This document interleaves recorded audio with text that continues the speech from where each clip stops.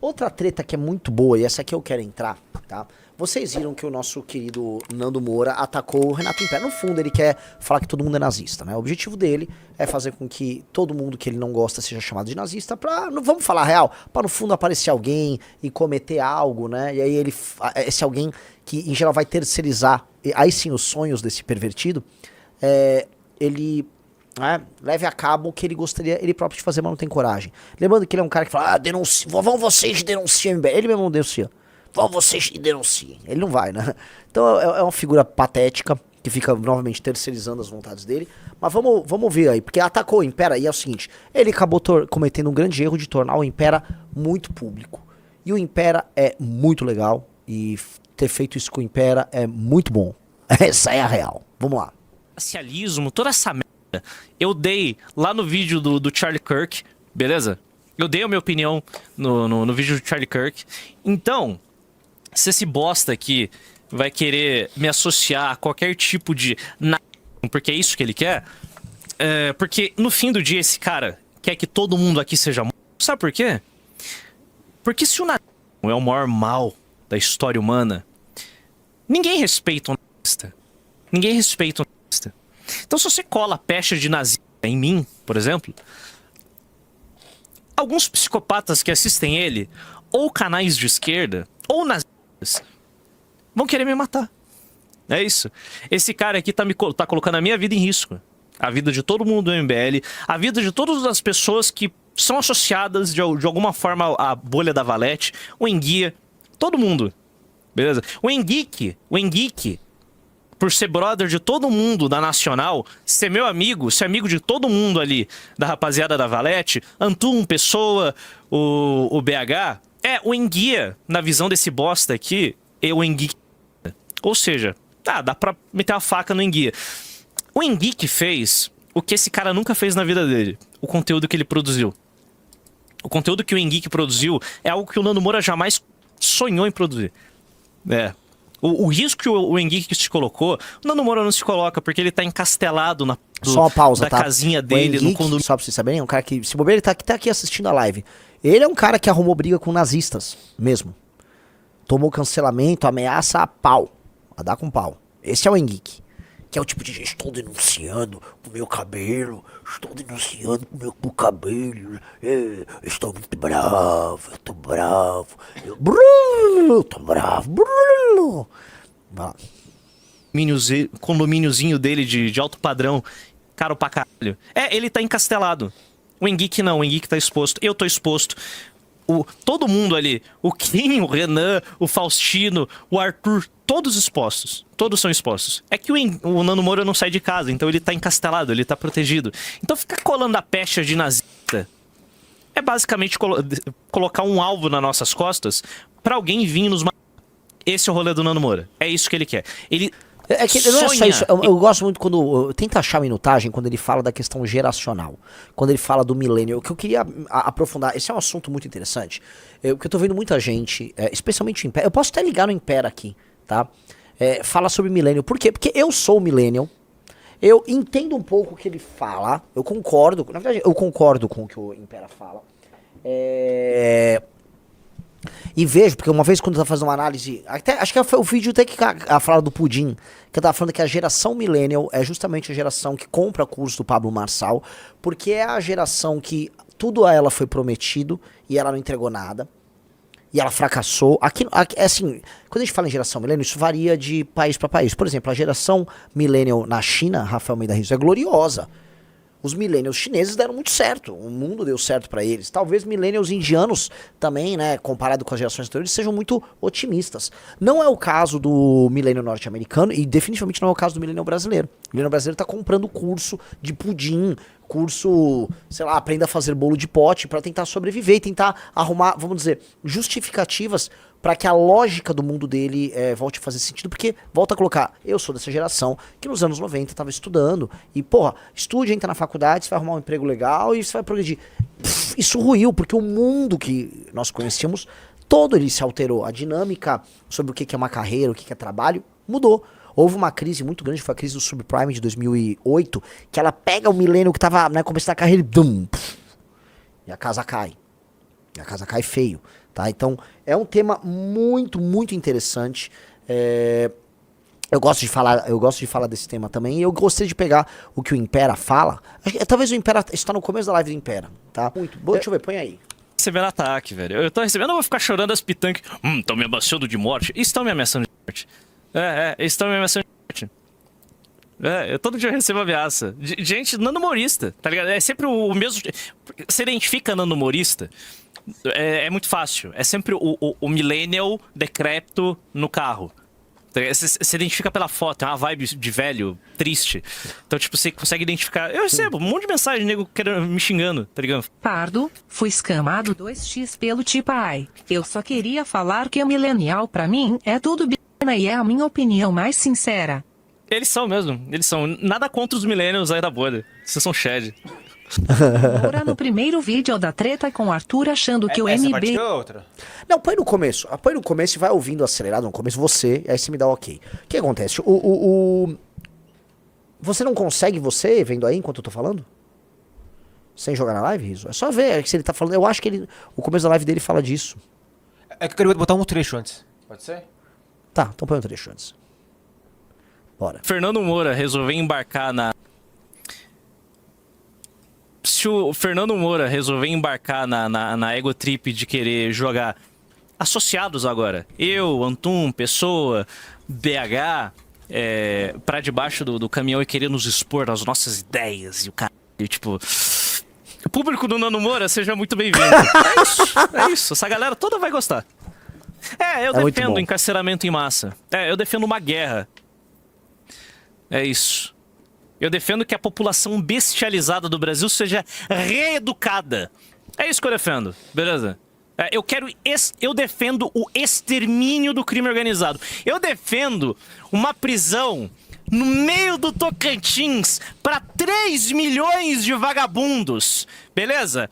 Penas de 40, prisão perpétua, pena de morte. Na seguinte tocada, você vai receber a sua pena de morte. E vai entrar um sistema de sorteio em que você pode ser executado amanhã ou daqui a 50 anos. Por quê? Porque vai ser uma guilhotina. Eu sou woke, eu sou um homem humano. Eu não quero escorrimento por cavalo nem queimar no pneu. Eu sou partidário da guilhotina, porque eu sou uma bicha. Eu sou moderado, eu sou woke, estou já nesse momento marcando minha filiação pro PSOL. Então é isso, eu defendo essa porra, reindustrialização do Nordeste, o caralho... Tá ligado? Rasgar esse país com ferrovias. Eu defendo o fim de alguns estados, tá ligado? O Piauí não tem direito de existir. O Amapá é uma merda. O Pará é um estado falido. Eu defendo intervenção federal nesses estados. As elites malditas que dominam esses estados, elas têm que ser substituídas. Tá ligado? Políticas aí muito, muito moderadas e vambora. É isso, beleza? a política de centro-esquerda moderada como eu.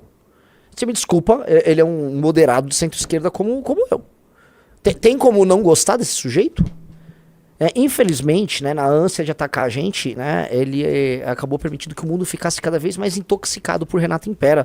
E é o que vai acontecer. Então, né, bem-vindo ao mainstream, Renato Impera. Fico muito feliz que isso esteja acontecendo, tá? Não sei se o Riso, enquanto isso, estava vendo aí o começo, né, da live dele. Mas o fato é o seguinte, eu quero tratar desse assunto. O nosso querido Impera, ele tá fazendo uma espécie de uma oposição entre o millennial, enquanto uma espécie de um sujeito niilista, um sujeito que ele não consegue tomar nenhuma posição firme no mundo, porque ele precisa ser cínico e irônico sobre as próprias posições. Então, quando um millennial quer afirmar algo, ele vai falar, olha, tipo assim, um millennial acabou de ganhar um campeonato. Parece que alguém ganhou algo aqui, hein? Tipo, fugindo um pouco, porque tem este elemento auto-irônico, meio cínico, que faz parte de uma geração que acredita que o ceticismo sobre tudo é seu grande valor, tá? E nessa leitura, eu acho que ele está muito correto. Isso faz parte do espírito do tempo da minha geração, e o espírito do tempo da minha geração é muito sobre isto. É muito sobre isso. Você parece ser cool no desapego. Você parece ser cool numa espécie de um flanar intelectual e no não tomar posição. Tá? O lance do cool na geração millennial é sobre isto, sim, tá? Ao mesmo tempo, o millennial, ele gosta muito, e isso foi influenciado muito por uma lógica que já vinha naturalmente das gerações anteriores, porque uma geração influencia a outra, as coisas não são estanques, assim, o cara é da geração millennial, não. Estou falando que o espírito da coisa é esse. O espírito, a vibe do tempo que, vamos dizer, interferiu naquela geração e que aquela geração reagiu de volta. Essa vibe se deu, por exemplo, numa aceitação que o millennial teve, por exemplo, de várias lutas ligadas a direitos civis nas décadas anteriores e que redundaram, tipo assim, o millennial é o cara que fala, porra, cara, eu defendo muito que tenha casamento gay, o que tem de errado? Chegou a hora dos gays casarem, pô, vamos parar com essas putarias. Os memes da geração millennial foram claramente daquela geração, talvez o Rizzo vai lembrar, que tinha como é que chama? Trollface, Ai, caramba, você lembra disso? Aqueles memes também de, olha só, eu tenho um celular da Nokia, ele é inquebrável. Sabe? Era a época do 9gag. Quem lembra dos memes do 9gag? Então, essa época dos memes, isso definiu muito a galera. Então tinha uma coisa assim que, vamos, curtir isso, os Trollface. Então curtir muito o Fred Mercury era uma coisa muito millennial. Porque, porra, eu tô curtindo um cara que é gay e ele é amazing. Então, porra, não tem nada mais amazing do que esse super gay. E nós millennials somos abertos com isso. Veja só, a gente nem liga, ele é legal pra caramba. É isso aí, vamos. Só que isto significou para o millennial, nessa lógica talvez, uma desistência em se posicionar, em acreditar em sistemas, vamos dizer, no mínimo atemporais, em termos de valores morais, em termos de condução, em termos de posição deles sobre o mundo. Eu sei que era assim. E eu vou dar um exemplo aqui, ainda que os personagens e também os autores não fossem millennials, tem algo que eu ia falar que tem a ver com a Gen Z e os millennials. Vamos lá, eu sou millennial, mas eu não me vejo nesses termos. Tá? Por mais que eu tenha sido assim por um tempo bom da minha vida. Boa parte da minha vida eu achei que eu negar tudo e ser meio... era o legal. Vários caras foram assim. Vários caras. Tá? O Arthur também teve essa fase. Inclusive teve um dos grandes movimentos, foi o movimento ateu, né? Que teve ali nos anos 2000 e tal. Você parecer cool num ceticismo e num não ligar. Tá? Depois você vê que você tá errado, mas... A vida segue. A geração Z, acho que como ela pegou um mundo que já parece cagado, e ela já começa desde cedo, ela tá, vamos dizer, ligada à internet, às redes sociais, desde a mais tenra idade, a geração Z, ela se adapta num mundo que é fluido, que é perdido, que as coisas mudam de forma o tempo todo. Então tudo que um cara da geração Z quer, é algo que ele possa botar o pé e falar, isto aqui não vai mudar. E eu acredito nisto aqui. Eu quero algo atemporal, eu quero algo sólido. Não quero algo que se desmanche no ar. Enquanto que o da geração millennial, ele viu com muito... Como a geração... É o meu exemplo. Eu fui de uma geração que nasci offline. Então, eu nasci em 84, por exemplo. A geração millennial acho que vai... 80 e 81 até 97, por aí. No nascimento, claro. Então, é uma geração que começa offline. E aí, ela começa a pegar a transformação para online. Então, eu vi a chegada dos computadores... Você usava o computador sem internet antigamente. Depois o computador com internet merda. Depois o computador com internet boa. Depois chegada das redes sociais. O Brasil começou com o Orkut em 2004. Depois os celulares.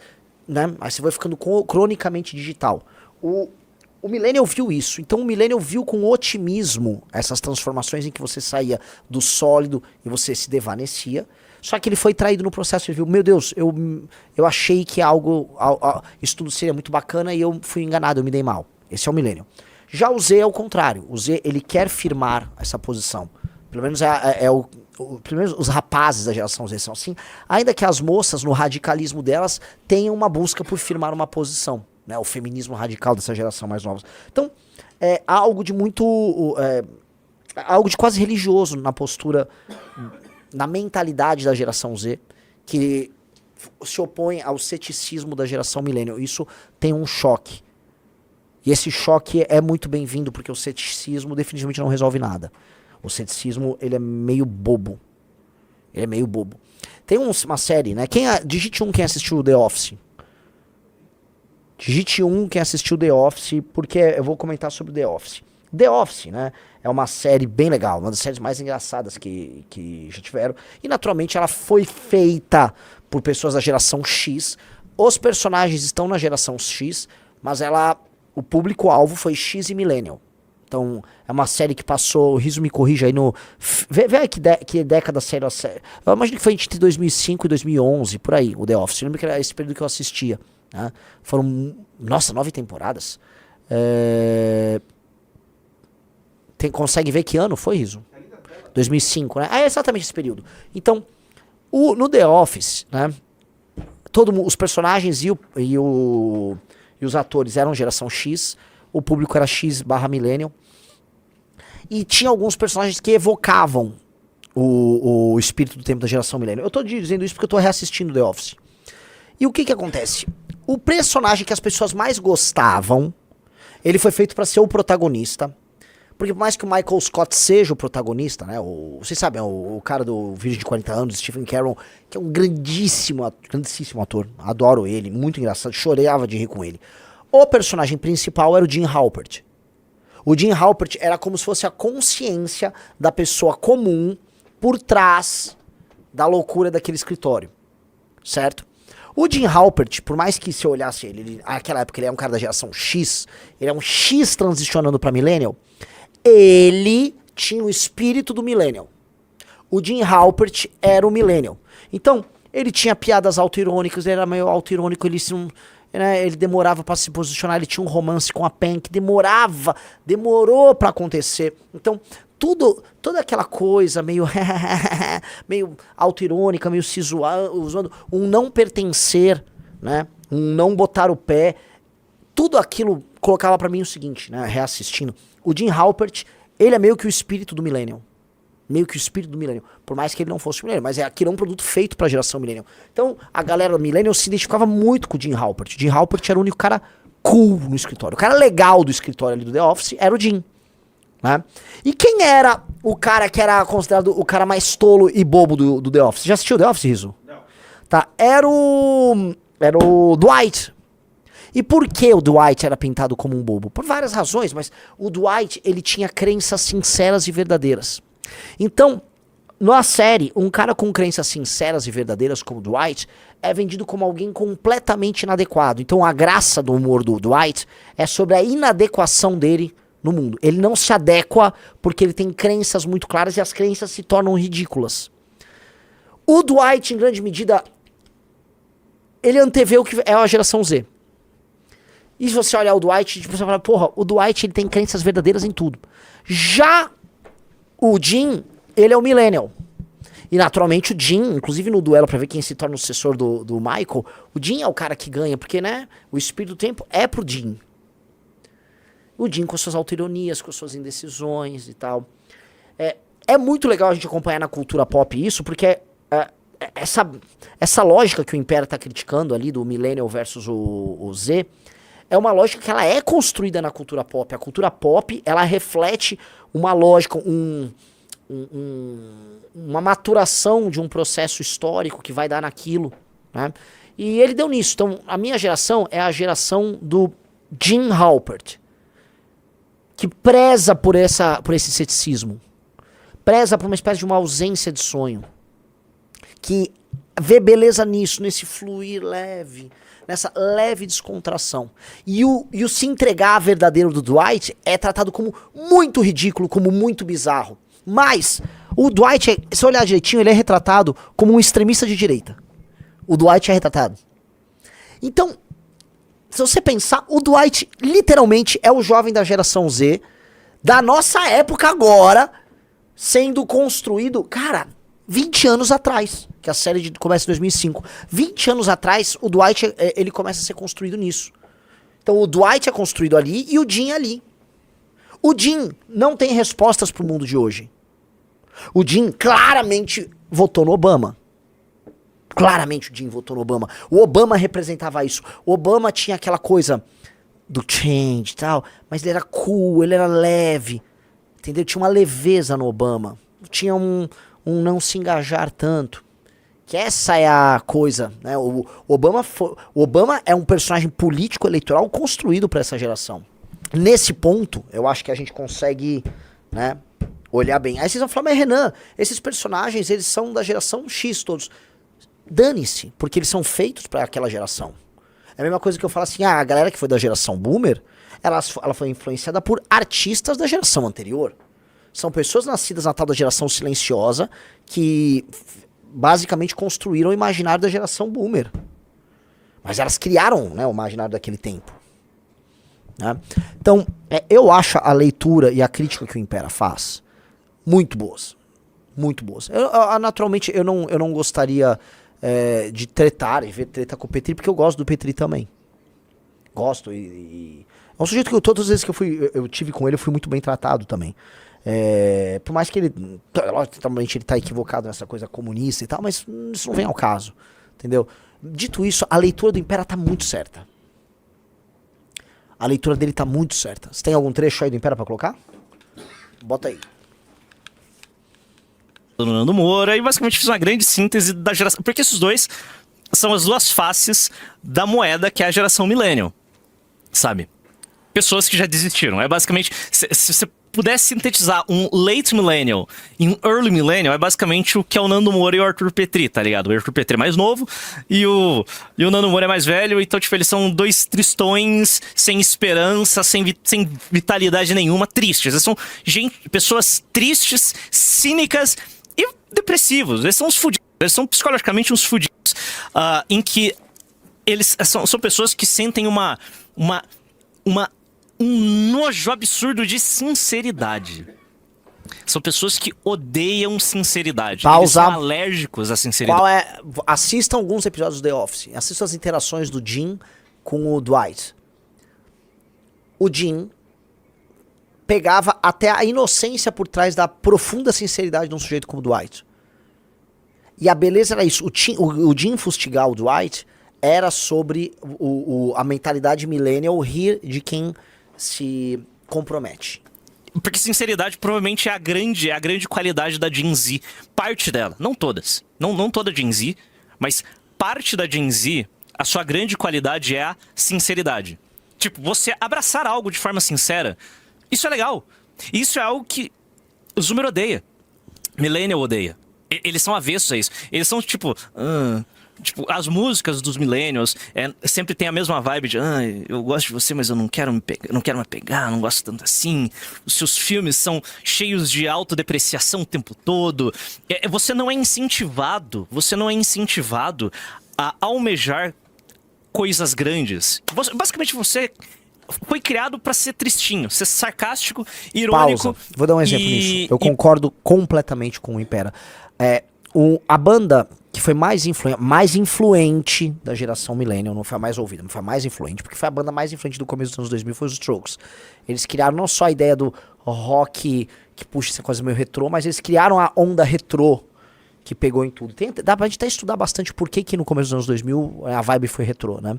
Mas o que eu quero dizer sobre isso as letras do primeiro álbum dos Strokes são todas sobre esse não compromisso, eu tô meio cansado, I'm just way too tired. A música, inclusive, que abre o álbum é sobre isso. Tanto que essa era tanto a vibe que mesmo as músicas que eu escrevi naquela época, algumas delas eu toco até hoje no Limão Rosa, são sobre isso. Sobre uma relação meio... até as meio românticas são sobre isso. E essa que eu comecei a escrever agora é outra vibe. Porque naquela época a energia era essa. Ser cool era isso. Ser legal era sobre isso. Entendeu? Ceticismo, rir de todo mundo que tinha posições. Rir de todo mundo que fincava uma posição muito firme em algo. Isso é muito idiota. Isso foi muito idiota. Mas isso foi a premissa cultural da nossa geração. Premissa cultural. O Renan, a mulher que curte Lana Del Rey. Vamos lá, dá o play. Um cara falando, acho que foi o Nirvana, acho que é mais Nirvana. Que Nirvana, cara? Nirvana de 90. Nirvana começou em 87. Nirvana, o Kurt morreu em 94. Nirvana estoura em 91. É outra, já tem nada a ver. Não tem nada a ver uma coisa com outra. Tem um humorzinho meio adolescente. É isso. É muito triste. O millennial, em sua essência, é cético a absolutamente tudo. Eles são chatos. A autodepreciação é uma merda. E essa é uma característica que mudou na Gen Z. A Gen Z, ela é muito sincera, mas ela tem a versão ao cringe. Mas é basicamente isso que eu fiquei zoando na porra do vídeo do Nando Moura. Eu fiquei reagindo ao clipe patético dele de Gandalf da 25 de março, tá ligado? Ele pintou o cabelo, ele tá larpando de Gandalf. Meu irmão, Eu vi um comentário nesse vídeo aqui em que eu dei uma zoada no meu amigo Wallace Mesquita, que é um zoomer também, que meteu uma referência a Senhor dos Anéis na abertura de Inimigos da Nação. Eu sou um fã de Senhor dos Anéis. Eu não odeio Senhor dos Anéis. Eu só não tenho a história da Terra-média, aqueles 12 volumes, e aquele livro que saiu recentemente, o da capa azul, que eu esqueci o nome. A Natureza da Terra-média. De resto, eu tenho absolutamente tudo. Eu gosto de Senhor dos Anéis. A questão não é essa. A questão é que o Nando Moura, ele se leva tão a sério que ele larpa de Gandalf. Sim, sim. Esse ponto é realmente muito ridículo. Porque o cara, ele quer se colocar como um profeta do ceticismo. Ele é o profeta do ceticismo. Então, ele quer construir um imaginário ao redor dele, tá? E uma linguagem muito comprometida num discurso de descomprometimento, em que ele mostra como ele critica todo mundo, né? É como se você construísse, né, todos os Lusíadas ao redor do Velho do Restelo. O Velho do Restelo, né, os Lusíadas é uma história épica, e é muito bom, muito bom. Pega ali, tem um trecho do Velho do Restelo aqui, ó. Ali, ó. O Lusíadas é construído ao redor de uma história épica em que o Camões pretendia que os lusitanos, que o povo português, tivesse uma grande jornada, uma grande aventura tão poderosa para eles quanto foi a Eneida para os romanos, quanto foi a Ilíada e a Odisseia para os gregos. É o épico português. E é maravilhoso, Lusíadas. Lusíadas maravilhoso. E, né, é sobre uma jornada poderosa, liderada por um guerreiro heróico, que era o Vasco da Gama, e os outros portugueses. E ele narra de maneira épica a ida do Vasco da Gama e seu regresso a Portugal. Com parada em ilha, com ninfas, a porra toda é animal. Se você não... eu não gosto dos Lusíadas. Você é um bosta se não gosta do Lusíadas. Você é um bosta. Você não gosta da Ilíada também. Entendeu? Você é um bosta. Há um personagem lá que chama Velho do Restelho. O Velho do Restelho, ele é como se fosse uma consciência alertando, né? Vocês ficam cobiçando grandes coisas, é aí que vem a queda, tá? Veja só, o Velho do Restelo é um personagem fictício de Lusíadas, de Luís Camões, que aparece no canto 4 para representar uma oposição crítica ao projeto expansionista português. Com um discurso de pessimismo e advertência, ele contesta a ambição, a glória de mandar e a vancobiça que move os navegadores, alertando para os perigos e desastres que esperam o reino e seus súditos. Quem é o Velho do Restelo? Caráter, é um velho de peito venerando que se manifesta na praia do Restelo, em Portugal, em Lisboa, no momento da partida da frota de Vasco da Gama para a Índia. Discurso. As suas falas são uma crítica à vaidade e à ganância que impulsiona a viagem de descoberta, que para ele representava uma fuga da realidade, um desvio de atenções e um enfraquecimento do país. O que acontece? O Velho do Restelo é como se fosse, novamente, um espírito. É como, sabe, como se fosse um pedaço da nossa consciência, e essa é a real, que nos alerta para ubris e também para vontade de poder e glória que a nossa alma nos conduz. Então a nossa alma tem uma vontade de expansão gigante, especialmente a dos melhores homens. Os melhores homens, quando eu falo homens, incluo todos, os melhores humanos, eles têm uma vontade de expansão, uma vontade de, sabe, quero cruzar o mar, eu quero o infinito, eu quero saber o que está lá do outro lado, eu quero conquistar, eu quero botar meu nome na história. Esses são os caras que fazem a história acontecer. A roda da história é movida por esses caras. Só que eles movem essa roda e muita merda acontece no processo. E a real é, muita merda acontece quando você move a roda da história. Vai dar merda, mas é a história também. São as duas coisas. Tipo, o Alexandre o Grande é meu ídolo, ele é demais. Cara, mas ele matou um monte de gente, ele destruiu Tebas, ele cometeu atrocidades no caminho. O Júlio César, é incrível, o Júlio César, incrível. Cara, ele cometeu um genocídio com os gauleses. Entendeu? Mas era o Júlio César, cara, assim. Quem move a roda da história faz isso. Então tem esse elemento de consciência do alertar pra essa cobiça.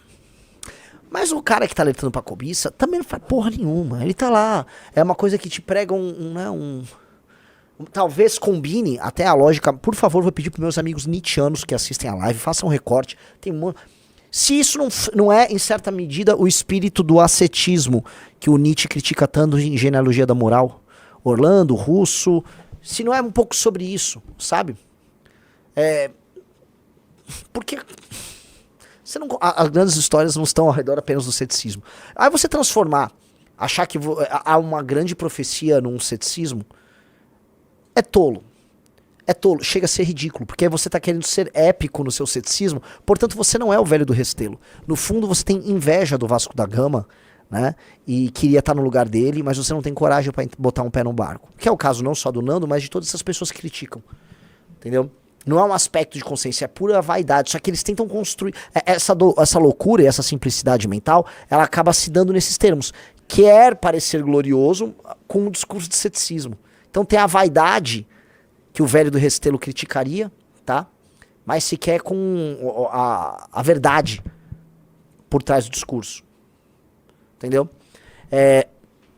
Então, né, naturalmente, isso que o Impera tá falando é muito profundo e é muito concreto, muito real. E muito legal. Né? É ridículo, porque você percebe, isso é falso.